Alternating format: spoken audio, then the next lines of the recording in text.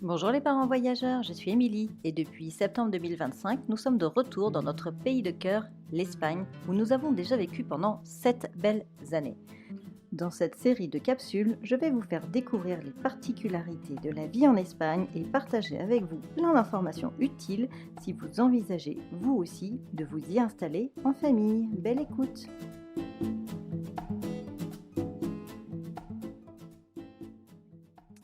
Bonjour à tous et bienvenue dans ce nouvel épisode de Parents Voyageurs. Je suis tellement contente de vous retrouver aujourd'hui parce que le sujet dont on va parler, c'est un sujet que j'ai longuement mûri et honnêtement un sujet dont on parle assez rarement quand on envisage de s'expatrier.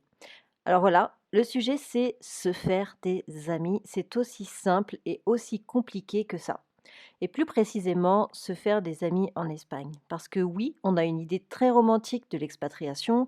On pense à l'Espagne, le soleil, la terrasse, les tapas, la chaleur humaine. Et cette chaleur humaine, oui, elle est bien réelle, je vous rassure. Mais se faire des amis, vous savez, qui viennent dîner chez vous le samedi soir, des amis à qui vous pouvez vraiment vous confier, ça, c'est une autre histoire. Alors aujourd'hui, je vous raconte notre expérience 10 ans après notre installation à Madrid, quasi, hein, ce sera 10 ans l'année prochaine. Je vais vous parler sans filtre avec voilà, nos expériences, nos belles surprises, les petites désillusions et surtout quelques petits conseils pour ceux qui s'apprêtent à franchir le pas bientôt. Alors commençons par poser les bases. Les Espagnols sont vraiment des gens chaleureux, bienveillants, ouverts et ça c'est une vraie réalité que vous allez très vite vivre au quotidien. Dans la rue, dans les commerces, dans les transports, il y a quand même une vraie douceur dans les relations humaines ici. Il y a toujours une aide spontanée, une bienveillance naturelle de la part des gens et ça c'est vraiment super agréable au quotidien. Mais c'est là que ça se corse parce que, se faire des vrais amis en Espagne, c'est vraiment une autre affaire. C'est ça qui est assez paradoxal.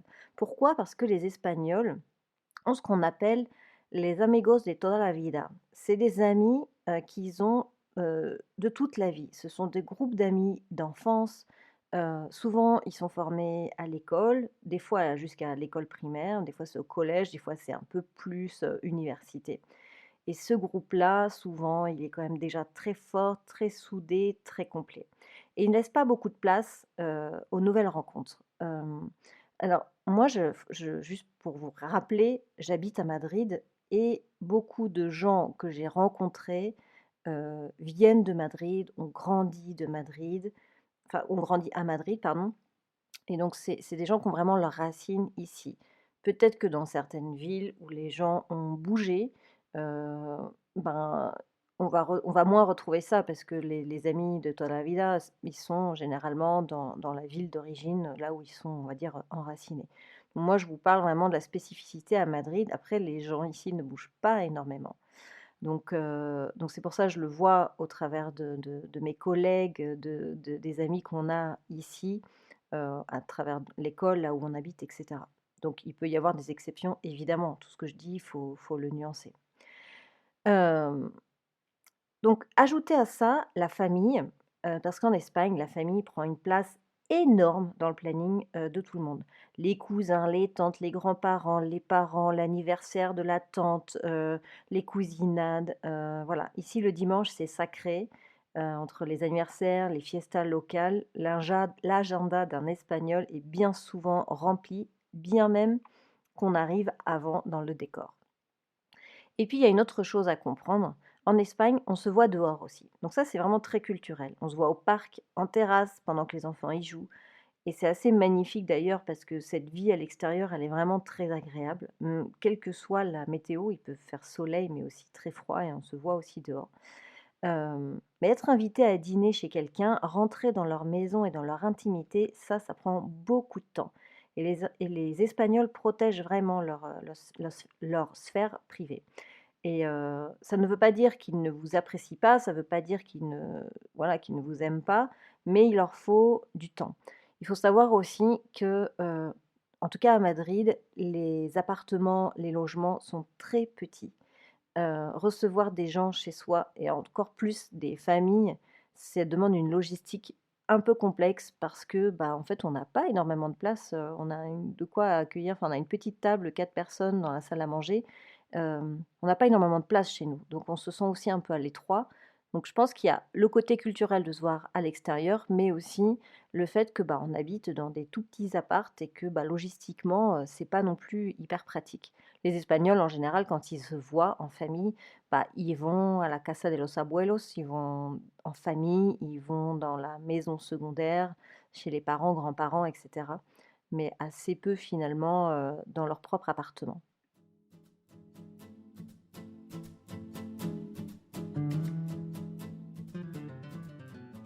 Alors concrètement, nous, après 10 ans ici, on s'est fait des amis et je suis fière de pouvoir le dire parce que ça n'a pas été si simple. On est arrivé fin 2017 et en 2020, on a été confinés et en fait, tout ce qu'on avait mis en place avant le confinement, bah, ça a carrément, brisé tous les liens, donc on a un peu recommencé à zéro après le covid. Mais si je regarde bien aujourd'hui qui sont nos amis, c'est assez révélateur. Je vous explique. La grande majorité sont des couples plutôt multiculturels. On a un couple franco-espagnol, nos voisins. On a un couple colombo-madrilène et on a une famille 100% madrilène pure souche, mais avec une maman qui a longtemps étudié en France et donc qui parle très bien le français et qui connaît très bien notre culture. Et ça, je peux vous dire que ça change la donne.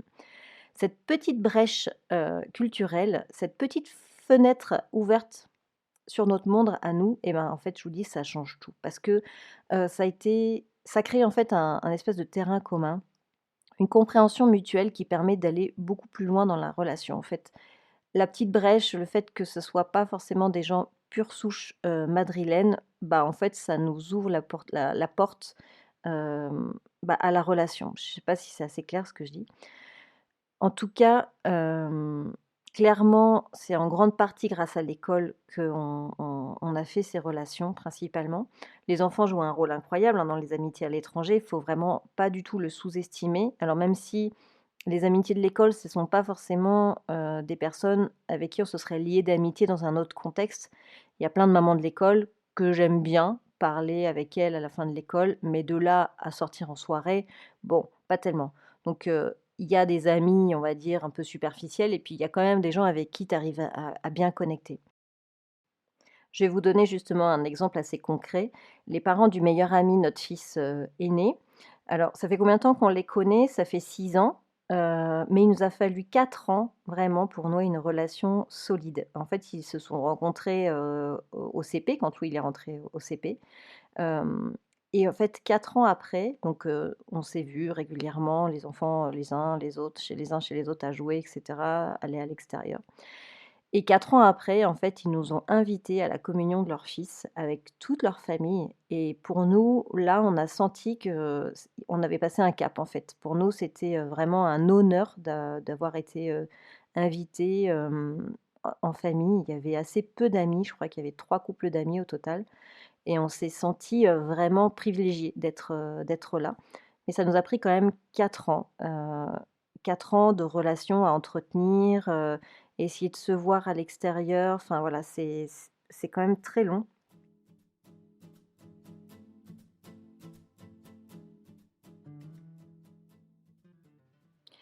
Après, je veux aussi vous parler de ce qui n'a pas marché parce que c'est tout aussi utile, surtout qu'on entend souvent ce conseil, un peu partout, si tu veux te faire des amis, inscris-toi à la salle de sport, fais des activités et tu vas rencontrer des gens. Bah, j'ai envie de nuancer un peu ce propos parce que nous avons, pendant longtemps été inscrits dans une salle de sport pas très loin de l'école. Donc pendant des années, on y allait quand même 3 fois par semaine, voire des fois 4 l'hiver et on n'a jamais rencontré une seule personne, zéro, nada et pourtant il y avait quand même on croisait des parents de l'école qu'on ne connaissait pas. Donc on se sourit, on se dit bonjour, mais voilà, ça va pas plus loin. Donc la salle de sport en Espagne, pour nous, ça n'a pas été, un franc succès. Chacun vient faire son cours et après repart, chacun dans sa vie. Donc voilà, c'est pas toujours un conseil, valable. Je pense que ça dépend énormément de plein de choses. Si c'est un petit cours, une petite salle, là c'est vraiment quand même une très grande salle. Donc voilà, ça n'a pas marché, pour nous. Aussi, je pense qu'il faut souligner d'un point de vue des Espagnols, on reste toujours les étrangers Et ça, c'est une notion qui est très importante quand on ne vit pas dans son pays, c'est que on reste toujours la famille française, la maman française, les parents français, le petit garçon français. On est quand même toujours un peu catégorisé dans la partie, étranger. Et il y a 6 ans, quand les enfants ont intégré cette nouvelle école, primaire, forcément, il y a 6 ans, on parlait peut-être moins, enfin, c'est sûr, on parlait moins bien espagnol, donc les échanges étaient plus simples. Bon, une fois que tu as sorti un peu les banalités, tu as un petit peu du mal à engager la conversation. Hem et donc du coup, peut-être que je me dis, ces familles, ces parents à qui on a peut-être discuté il y a 6 ans, on n'a jamais eu l'occasion peut-être de rediscuter. Et en fait, ben, il y a aussi cette gêne de, ben, on va peut-être pas aller leur parler en espagnol parce qu'ils ont pas le niveau, parce que peut-être que ça les incommode de parler espagnol. Donc, en fait, je pense qu'il y a peut-être aussi un peu de ça, un peu de pudeur de se dire, bah, ils parlent peut-être pas bien notre langue et le fait de leur parler, ben, ça provoque une gêne. Il y a peut-être un peu de ça, mais en tout cas, je pense que quand on vient dans un pays, et on l'a un peu moins ressenti à Maurice de cette façon-là, mais on est toujours et on sera toujours les Français. Et d'ailleurs, j'ai un exemple pas plus tard que le week-end dernier. Louis, il a des tickets de tombola à vendre pour son voyage de fin d'année, et il est allé au restaurant de notre résidence, qui est ouvert que les week-ends, et donc il fait le tour des tables, et voilà, il vend ses tickets, et il y a une dame qui dit: «Ah oui, tu es le fils de la maman française avec qui, j'ai discuté, une fois», voilà. J'étais, la maman française de la résidence, il y en a aucune. J'étais catégorisée dans la maman française. Donc il y a, voilà, il y a cette notion aussi où, bah, en fait, tu es aussi, bah, l'étranger, et voilà, et c'est OK aussi. Alors je vais vous parler un petit peu de ce qui a marché pour nous. Évidemment, c'est pas forcément ce qui marche pour tout le monde, mais en tout cas, si ça peut vous donner des tips. Je pense que déjà la première chose qui est non négociable, c'est de parler espagnol. Il y a pas besoin d'avoir un espagnol parfait, mais faire l'effort de parler, ça change absolument tout. Et vous allez voir que dans votre progression de l'espagnol, il y a tout d'abord l'espagnol académique que vous allez apprendre, en cours avec un prof, et cetera, et puis en fait, plus vous allez fréquenter des espagnols, plus votre espagnol va devenir un espagnol de la rue. Et en fait, là, il y a aussi un vrai cap, et ça change tout. C'est-à-dire que vous passez plus d'une conversation, un peu type, académique, avec des phrases que vous essayez de faire, parfaitement dans une bonne grammaire, à un espagnol, voilà, qui, avec des expressions, avec, voilà, un espagnol beaucoup plus fluide. Et quand on passe ce cap aussi là, ça change aussi, je trouve, beaucoup dans la relation, parce que, bah, on n'est plus dans une discussion scolaire, on est plutôt dans une discussion, relation amicale, où on commence un peu à se chambrer, à rigoler, à se moquer, enfin, se moquer, vous voyez, des choses un peu de tous les jours. Donc, voilà, il faut pas perdre de vue que l'espagnol est un incontournable pour commencer, vraiment. Je l'ai déjà dit aussi, mais les enfants, ce sont vraiment un vecteur de rencontres et de relations, vraiment hyper faciles. Donc sautez sur l'occasion, répondez oui aux mamans qui vous proposent d'aller au parc, d'aller boire un café, d'emmener les enfants au ciné, même si ce sont des mamans avec qui vous avez peut-être pas spécialement d'affinité ou quoi. Accepter ces premières relations-là, elles sont pas toujours idéales dans un premier temps, c'est pas toujours nos relations, en fait, rêvées, mais elles vous permettent de pratiquer votre espagnol, elles vous permettent de comprendre les codes. C'est un super, je trouve, 1er, tremplin vers, autre chose, et ça, c'est vraiment pas du tout à sous-estimer. Ensuite, troisième conseil que je pourrais vous donner, c'est Instagram et Facebook. Alors oui, oui, c'est vrai, les réseaux sociaux ont été pour moi une vraie source de contact, et en fait, on a rencontré des amis, français ici, franco-colombiens, via Facebook. Ils habitaient notre ville. Nous, là où on habite, il y a très peu de Français, et pendant longtemps, on se voyait tout le temps, et c'était trop bien. Maintenant, ils ont déménagé en Suisse, mais c'était trop bien, et voilà, je ne sais pas pourquoi j'ai répondu à son message alors que je ne réponds jamais dans les groupes. Mais ne sous-estimez pas non plus, les réseaux sociaux, les groupes locaux, et cetera. Et puis Instagram, il y a aussi des personnes qui m'ont contactée directement via Instagram, voyant que je venais m'installer à Madrid, et cetera. Donc c'est si vous avez un compte, des comptes actifs, ou en tout cas des groupes, Facebook, des Français à Madrid, des Français à Malaga, des Français à Bangkok, enfin il y a tous ces groupes-là existent et ils peuvent être des 1 sources, de contact. Un autre tips que je pourrais vous donner, c'est de prendre des cours d'espagnol à votre mairie. Alors je ne sais pas comment c'est partout en Espagne parce que chaque communauté fonctionne un peu différemment, mais en tout cas à Madrid, dans chaque ville et dans chaque mairie, vous pouvez vous inscrire à des cours d'espagnol pour étrangers dans les escuelas de idioma. C'est des cours de langue pour étrangers, mais après il y a aussi des cours de langue pour les Espagnols qui veulent approfondir l'anglais, etc. Donc les tarifs sont imbattables. Et ça vous permet d'aller en présentiel, avec une vraie prof d'espagnol, rencontrer d'autres étrangers. Ça, je l'ai fait, dès notre arrivée pendant 6 mois et ça a été vraiment génial. J'ai rencontré d'autres étrangers, dans le même, mood que moi, j'ai envie de dire. Et c'était hyper bien au-delà de bon, forcément j'ai appris l'espagnol, mais j'avais aussi le matin avant les cours, comme il y avait un petit délai entre le moment où on déposait les enfants et le début du cours, genre c'était que ça commençait à 10 heures, moi je déposais les enfants à 9 heures. J'allais prendre un café parce qu'il y avait une petite cafétéria dans l'école et bah, en fait, on se retrouvait avec d'autres mamans avant le cours, on échangeait. C'était vraiment un petit rituel qu'on avait qui était vraiment, super agréable. Ça nous permettait vraiment de parler, tous avec notre, espagnol imparfait et ça, c'était vraiment trop bien. Je recommande, vraiment, de faire ça, à votre arrivée. Et enfin, un dernier tips, c'est d'aller aussi à la rencontre des francophones de votre ville. Alors, je peux vous dire que je n'ai pas toujours eu ce discours-là. En toute honnêteté, quand je suis arrivée en Espagne, je ne voulais pas entendre parler de ces groupes, d'expats francophones. J'ai toujours dit que je suis venue en Espagne, c'est pas pour être avec des Français, sinon je serais restée en France et je peux vous dire qu'à Lille, on avait, des amis, enfin on l'a toujours, mais on a, voilà, Lille est une ville extraordinaire pour sortir, amicalement parlant. Donc venir en Espagne pour rencontrer des Français, ça n'a pas de sens. Donc pendant des années, j'ai refusé catégoriquement d'aller dans ces soirées un peu de networking avec des francophones et cetera.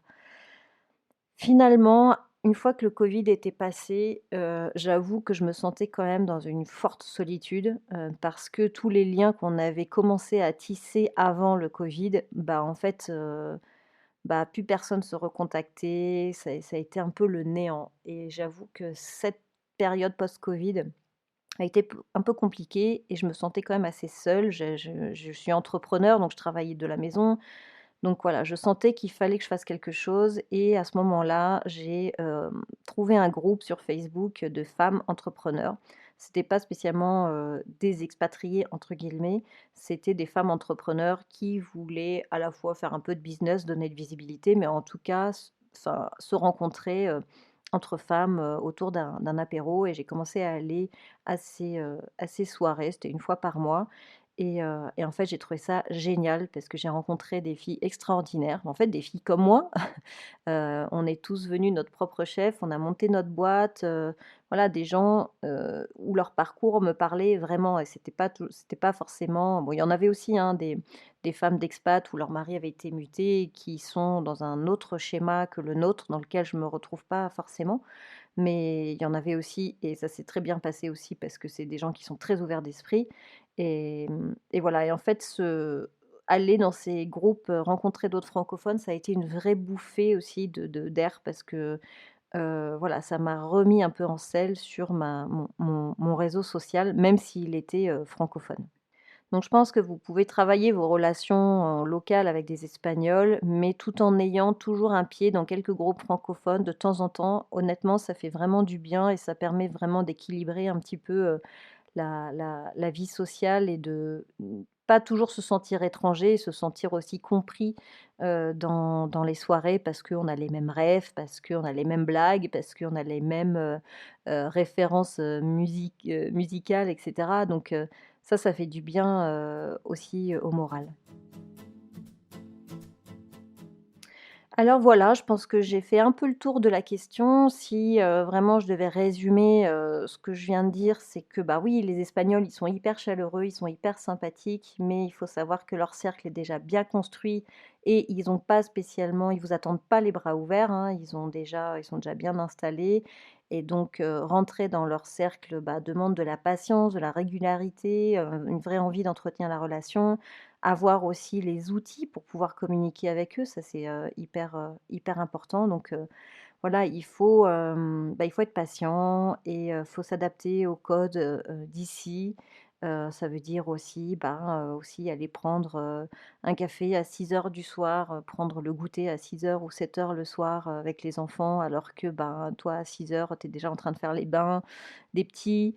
C'est aussi ça la réalité, c'est de devoir s'adapter, à des horaires qui ne sont pas habituels pour nous. Mais oui, il faut faire cet effort pour pouvoir, bah, rencontrer les gens au bon moment, quoi.